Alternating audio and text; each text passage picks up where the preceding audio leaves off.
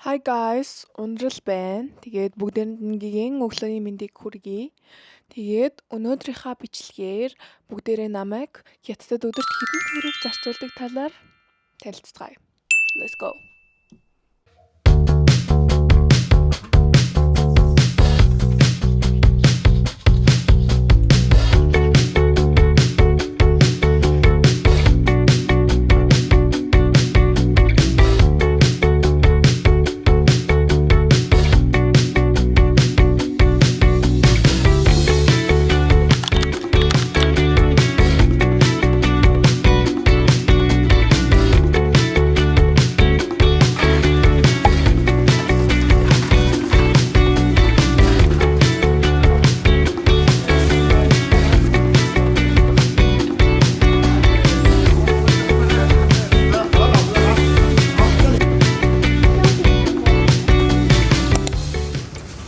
Guys, би ингээд микрофоноо хайгаад тэгэхэд 30 минут өгөр хайгаад тэгээд ингээд бүр гэрлүүг ороод ирсэн байхгүй юу?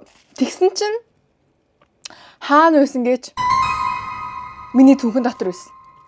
iPad-д маань наалтсан байсан микрофонын зав энэ ингээд нөгөө магниттай болохоор ёо тэгэхээр би боо юм болж хайсан чинь зүгээр л дотор нь байсан заяа.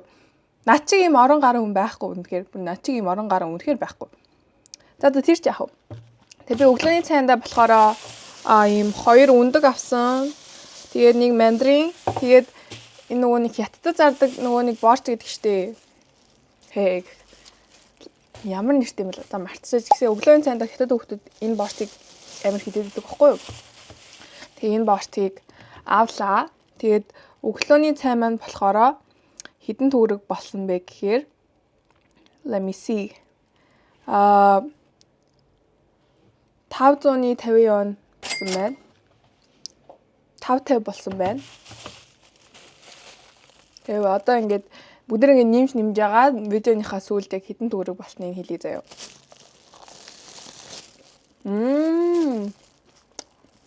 Гоё. I like it. Okay guys, тэгэхээр одоо болохоор 11:40 болж байна.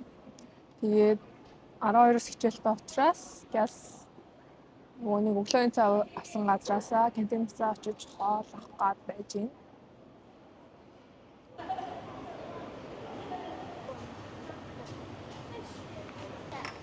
Зэ.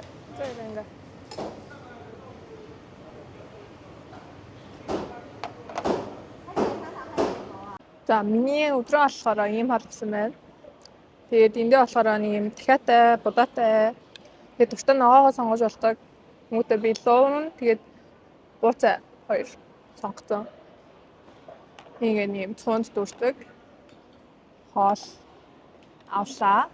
Тэгээд энэ маань өдрийн хоол хэдэн төгрөг байна вэ гэхээр кантины өдрийн хоол болохоор 15 вон гарсан байна. 15 вон гэхэд порц морцол амар дэжгүй өгдөг. Манай кантины хоол. За тийм ээ.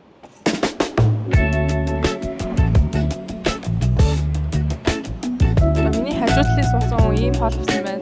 Таны хоол хэдэн төгрөг болсон бэ? 13 вон. 13 вон юу яа? Сайн хичээл дээр ирсэн. Тэгээд одоо завсарлагын дараа бид нэр презентацтай группээрээ 泰国境内所有的宗教的 Guys, тэнийг юм болсон. Би ингээ бичлэгээ хийгээ явжсэн чинь миний DJI ажиллахаа болцсон. Одоо ингээд асхаа болцсон. Яасан бүү? Цүнхэн дотор ингээд өдөржингөө явж агаад тэгээ зүгээр бичлэг хийж болчихсон байхгүй юу? Тэгсэн чинь одоо ингээд ажиллахаа болцсон. Тэгээ яах бүү мэд. Маргаас асуурчин дээр очт юм уу гэж боддیں۔ Тэгээ яг ямарсан бичлэг хийсэн юм чинь утсан дээрээ өргөжлүүлээд хийчихье гэж бодлоо. Тэгээ би орой олонд болохоор юм юу авсан. Дахиад хүргэлтийн хоол авсан. Яг хятад хүргэлтийн хоол түр амар амархан байдаг. Тэгэл захиалал нэг 10-20 минутын дараа ирчин. Тэгээд доо сургуулийн дараа очдог байхгүй юу? Тэгээ би өнөөдөр болохоор кимбаб идэг юм чи Химбаб идэх юм уу гээд байж байна. Тэгээ энэ болохоор яг оригинал үн нь болохоор 42 янаас байхгүй юу? Тэгээд одоо аппасаа захиалаад авангууд 21 янаар авсан. Арай олоо. Сургуулийн кантины хоол авснаас жоохон үнэтэй гэж боддог. Тэр нүг одоо купон сайн мэддэг бол купонуудаа ашиглаад бараг 2-3 янаар ч гэсэн хоолнуудаа хөвгөд авчдаг юм байлээ шүү дээ. Яра. Ийм хөрхөн химбаб авлаа.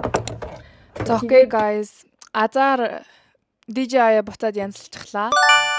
За тэгээд ерөөхдөө бол энэ бичлэгийнхаа хамгийн сүүлд хэдэн төгрөг болсноо бүгдээрээ тооцож үзье. За тэгэхээр өглөөний цай болохоор 5.5 yen болсон. Өдрийн хоол 15 yen.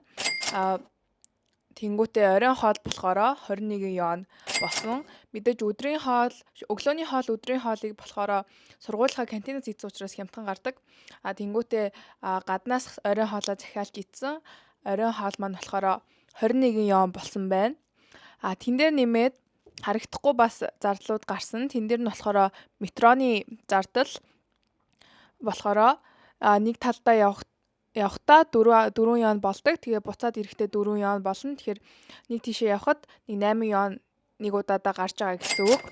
За тэгээд давхараас кофе авсан. Кофе маань болохоор би американо авч уудаг. Тэр нь 11.50 yen болж байгаа. Давхар усанд ороход болохоор бас 2 yen халуун ус. Манад халуун ус байдаггүй. Тийм учраас халуун усыг ашиглахыг хүсэх юм бол одоо нэг удаад усанд ороход 2 yen зарцуулдаг. За тэгээд өнөөдрийнхөө бүх зардлуудыг нэмээд үзэхэд 63 yen гарж ийн. 63 yen гэдэг маань болохоор Монгол мөнгөөр 32,650 төгрөг гарч байгаа юм л та. За тэгээд үүнийг гэдэг бодох хэрэгтэй, хүн болгон адилхан биш, хүний хэрэглээнүүд бас бүгд өөр байдаг. Тэгээд мэдээж нөгөө нэг зөвхөн сургууль дотроо хичээлийн өдрүүдэд зарцуулсан мөнгө байгаа учраас бас өөр байдаг. Хэрвээ төв рүү гараад найз зустайгаа уулзахаар бол одоо энэс илүү их мөнгө гарна гэсэн үг. Тэгээд ерөөхдөө бол яаж бажет төсвөлдөг вэ гэхээр өдөрт нэг 60-аас 50-аас 100 yen-ы хооронд хамгийн багадаа ер нь бол хүн нэг 50 yen үрээд байдаг. Гэтэ заримдаа бас өмнө нь хоол мал авсан байх юм бол бас 30 yen ч гарч болно. Ерөөхдөө бол 70-аас 100 yen гэж үзэх хэрэгтэй байна. Яг бодоод үзэх юм бол чи ингээд хоолоос гадна нас энд чинь метрогоор явж ийн янз бүрийн снэк авч идэн гэж бодоод үзэх юм бол ерөөхдөө бол 70-аас 100 yen-ыг 30 өдөрт үржүүлээд 2100-аас 3000 yen-ыг бол өдөрт яг нөгөө нэг амьдрахтаа зарцуулж байгаа мөнгө нь гэсэн үг байхгүй юу?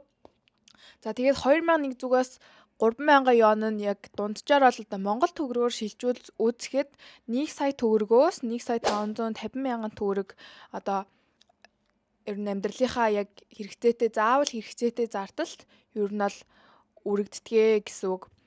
Тэгээд хамгийн сүүлд нь бол нэг 20-аас 10% болохоор ингээд яг маш яаралтай үед хэрэглэх мөнгө гэж заавал хүн болгон хадгалах хэрэгтэй юм шиг санагдсан.